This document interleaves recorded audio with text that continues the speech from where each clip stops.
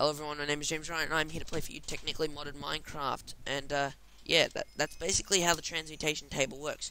Put items in, put items you don't need in, get items you do need or do want out. That's basically how it works. So now I've got all my MC out of this, I can then throw, well actually, I'm going to turn all my dirt into cobblestone so that I can stack it all together.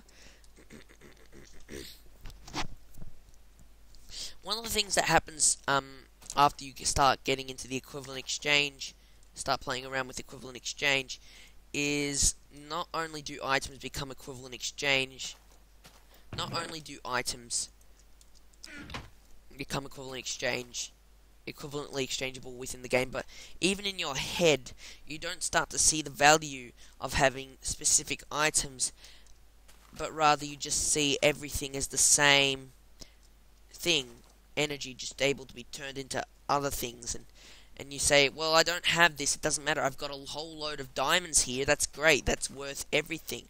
Whereas someone not playing with equivalent exchange installed would say, well, 100 stacks of diamonds is great, but what about my iron? Someone with equivalent exchange is like, this is iron, and copper, and apatite, and mushroom stew. But it's not zombie brains, because zombie brains aren't part of the system. So that's basically where it falls down. Things that aren't part of equivalent exchange all of a sudden seem worth more to you, I guess. But because of that, that's why I'm not going to use the one part. I'm going to try and avoid equivalent exchange in my system. For some parts, I might need to transmute. Some things I might need to transmute from other things, but I'm going to try to make these transmutations as, fair and sensible and sensical as well. Sensible and sensical. By sensical, I just made up a word. It's the opposite of nonsensical, I think. Don't know. I just made it up. As possible. And then from there, that'll be my least thing. So the thing I don't want to use at all is equivalent exchange creation. Then from there, my taboo list, I guess, is equivalent exchange transmutation. Then from there is bees.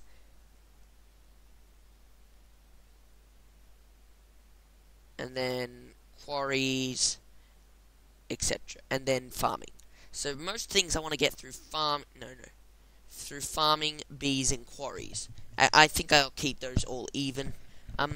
Bees are a little thing, but they produce infinites, but you have to work so hard to get them. I don't consider them cheating. I consider bees to be really legit. And so yeah, that's that. Now I want to explain to you what's happening over here. So I've got a tank full of fuel, as you can see. If I were to right-click it with my bucket, I would get fuel, and you'd notice that fuel doesn't actually have an ENC value, so that's a bit odd to me, but that's okay. And I've got redstone engine pumping that through the pipe into this combustion engine. And the combustion engine is full of fuel and water. Thing is, combustion engines heat up, and if they don't receive a constant supply of water to cool it down, and if they don't have any water to cool it down, they will heat up too much and explode. So they need a constant supply of water, and they will consume water in addition to the fuel they need. If they don't have fuel, they just won't run. If they don't have water, they will explode. And the thing with combustion engines is that, I don't think one pump is enough to sustain one, but if you've got four, I'm not sure if one pump can sustain them all. And two, there's a glitch with chunk loaders and chunk loading with combustion engines, and indeed, just even if you don't have a chunk loader with combustion engines, is glitchy. Because and also combustion engines, I think, actually do use up more water than the pump can provide for whatever reason. And what happened last time was my combustion engines exploded, and that's why we have this hole here, because the combustion engines exploded. Yep, they all blew up, and I lost them, and I lost the refinery too. That's why I used up so much of this oil. As you can see, that's how high it used to be. It used to be all the way there, and I used all of that oil so I could get back a refinery and some combustion, and this one combustion engine and a quarry. I made a quarry. That's right. This is what I got out of my oil. A lot of my oil ended up becoming EMC instead of fuel. Instead of oil, instead of fuel, because I turned it into this quarry, and a quarry is quite expensive. To make a quarry, you need a diamond pick. That's already 24,000 EMC. Then you need diamond gears, and gold gears, and iron gears. You may think, okay, diamond, 4 diamond, some diamonds, some gold, some iron, but then you forget, diamonds are actually made with gold gears, which are made with iron gears, which are made with stone gears. So, it was basically all of these you could think of as iron gears, plus the gold for these two, and then plus the gold and the diamond, and then the diamond for these two. It's ridiculously expensive, but it is worth it, and now I have finally made a quarry.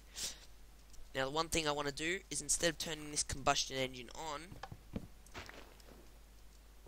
like I did for a second, I am going to use some red power items. I'm going to use the timer and state cell I just showed you. They should be somewhere within this chest here, or else I've made a mistake.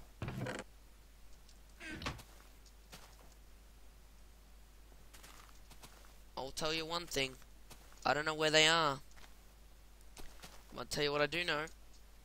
I'm going to still show you how this works anyway. So, with lever in hand, and I think that's basically it. That's everything I did. Now you know. So with lever in hand and quarry, I will show you what's going on. So here's what's going on. I've made a quarry. All I've done is place the quarry down and the default quarry area. Go away, slimes. I'm too afraid to hit the slimes around my machines because these pipes get destroyed in one hit, which is both a good thing and a bad thing. So the quarry, I went with the quarry's default area.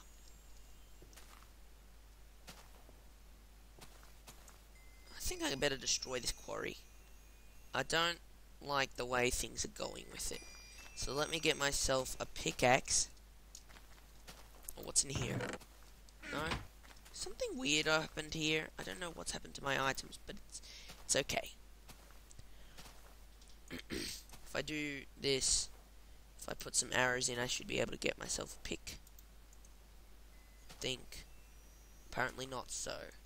It's okay. I can get myself sticks out of arrows. There we go. And there we go, like so. And there's a pick. Perfect. Go away, slime.